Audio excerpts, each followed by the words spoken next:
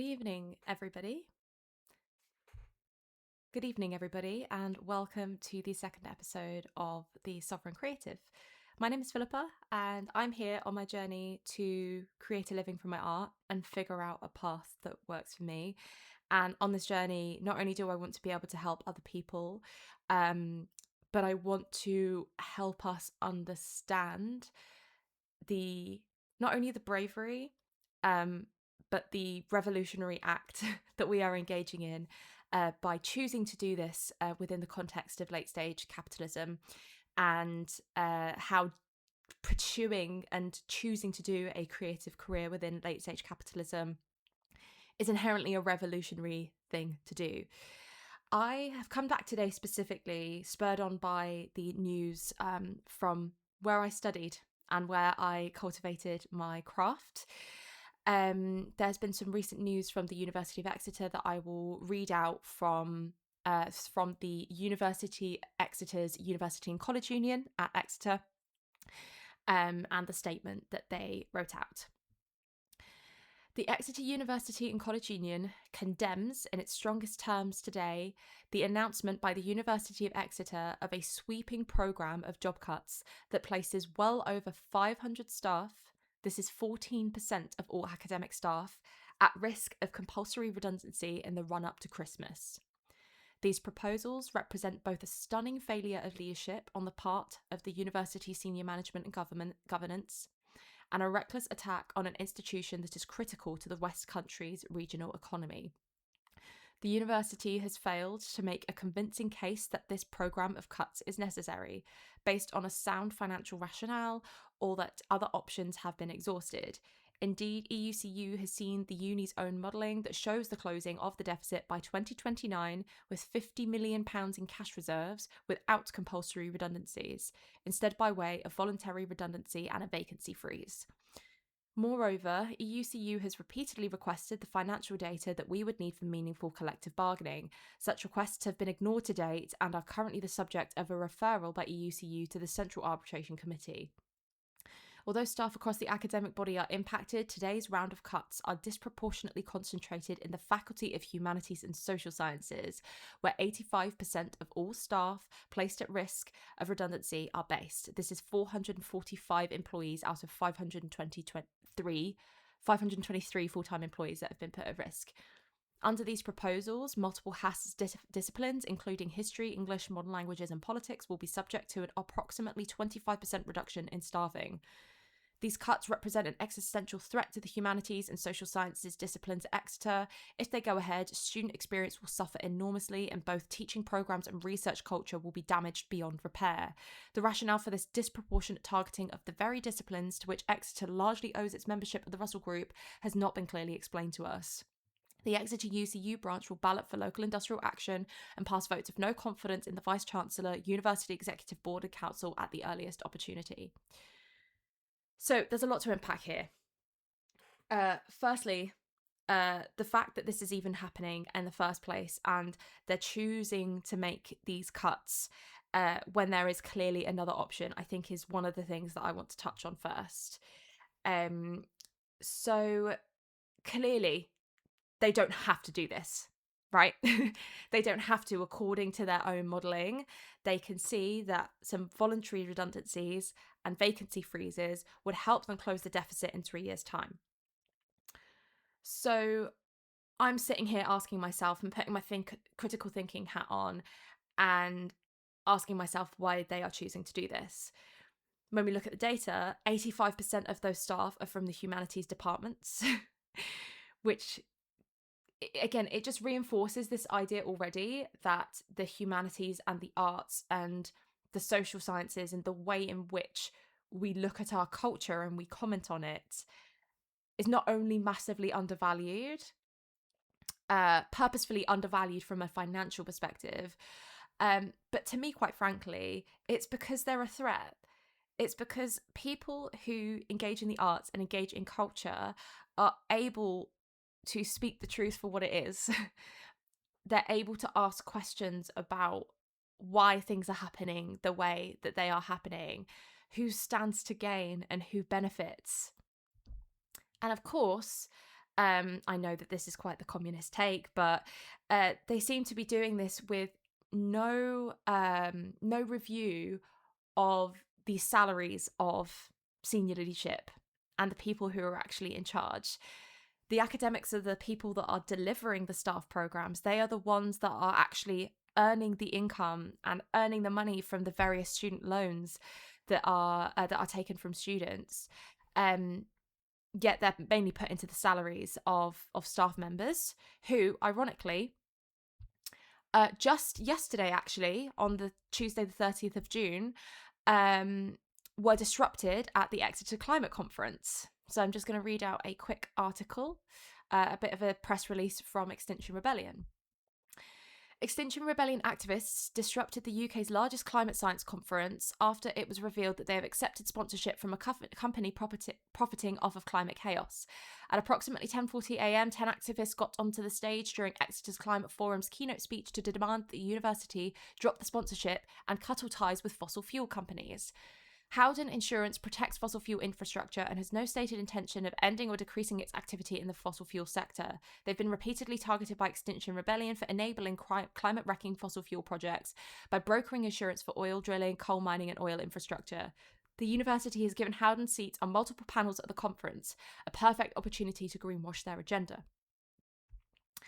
One of the students, a student studying climate science at the university, voices outrage by the sponsorship while on stage.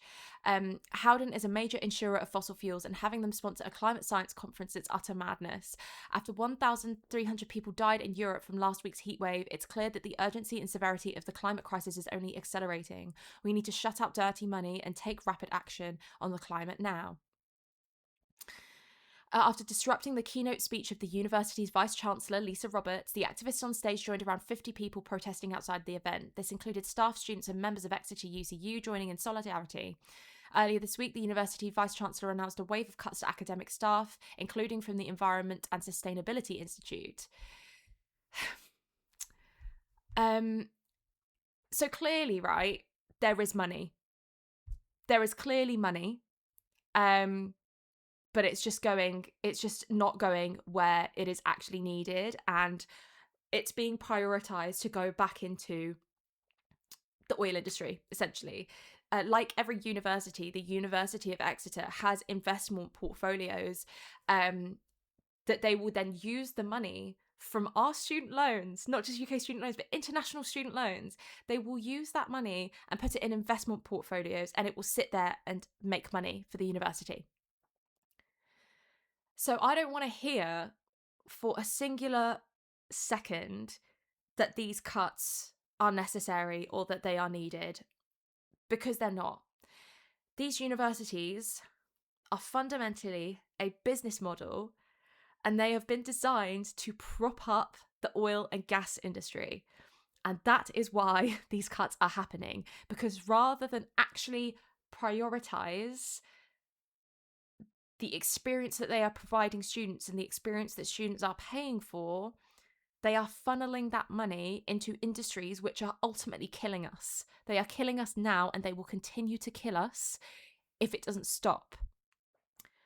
So, and that's why, as well, a vice-chancellor such as Lisa Roberts, who, by the way, whose signature is on my graduation certificate, endorsing my English and drama degree, that is the reason why somebody like her will happily get up on stage and help a company like Howden greenwash their image, because she does not work for the students and the staff at the university. She works for the fossil fuel companies, and so do the board of the University of Exeter.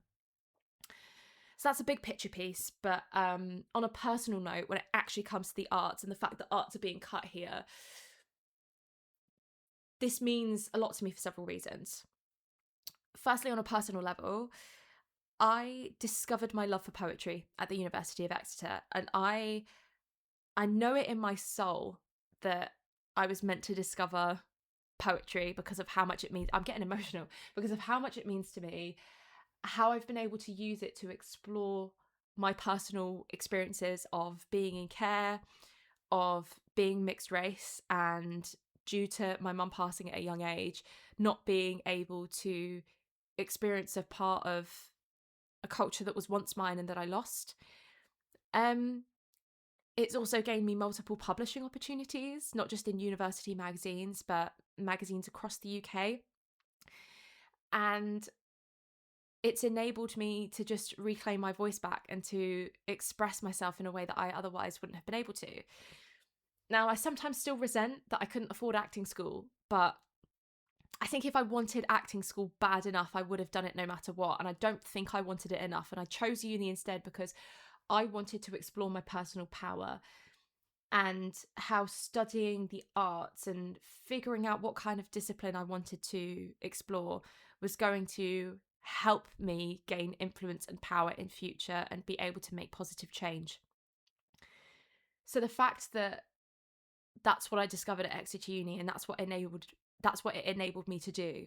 I don't think it is a coincidence that the university wants to make these cuts, because not only is it not financially inevitable, and not only is it entirely possible to be able to do this another way, but they know how much we need the arts and how much we need artists and creatives to comment on the world that is currently unfolding around us, to speak truth to power, to look at things in a different way, to dare to imagine that beyond the system that we live in, that things can be run differently.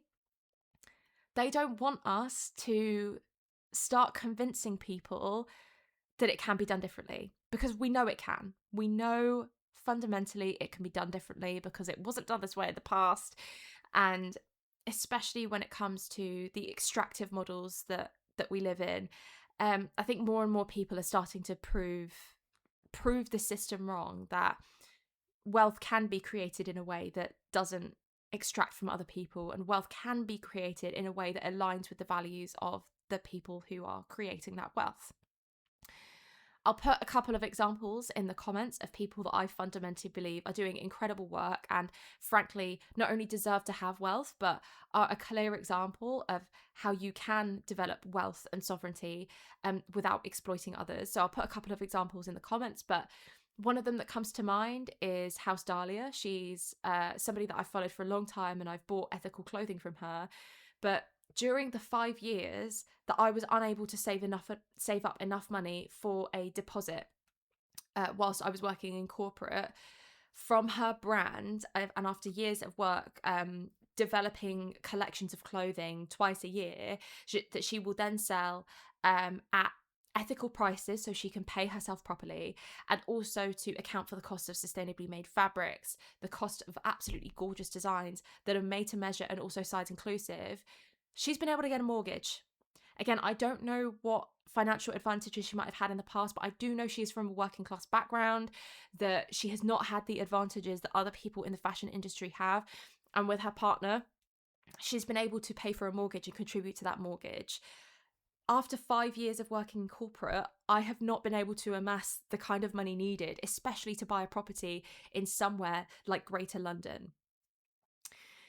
Secondly, Chelsea Fagan. Chelsea Fagan is a personal finance, well, she's not an influencer, she's a founder of a media company called The Financial Diet, but she's also kind of predominantly like the figurehead of the company and the most public face of the company.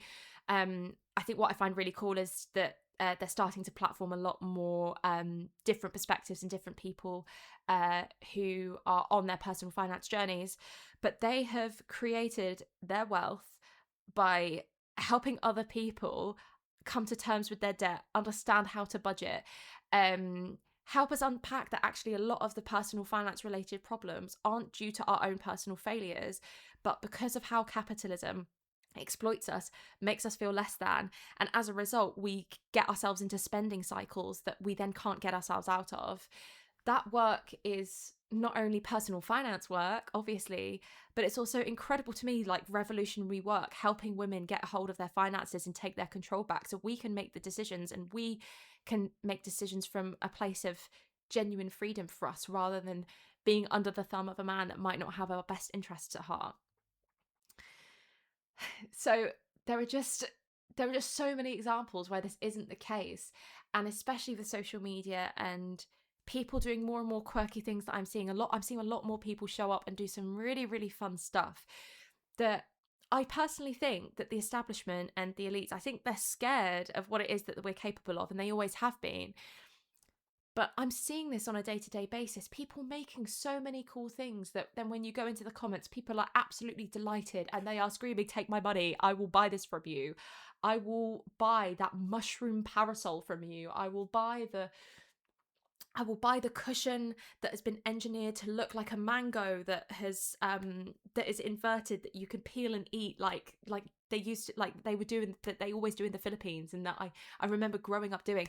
Like, there's so many fun things that people are doing that people are willing to pay for, that it is just fundamentally untrue now that you cannot make a living off your art. It has always been the case that people are able to make a living off their art, but because of people's own limiting beliefs that have been created by the extractive system that we live in, limiting beliefs that I myself actually believed by choosing a career in corporate and trying to convince myself that I could be the CEO of a company that didn't give a shit about me.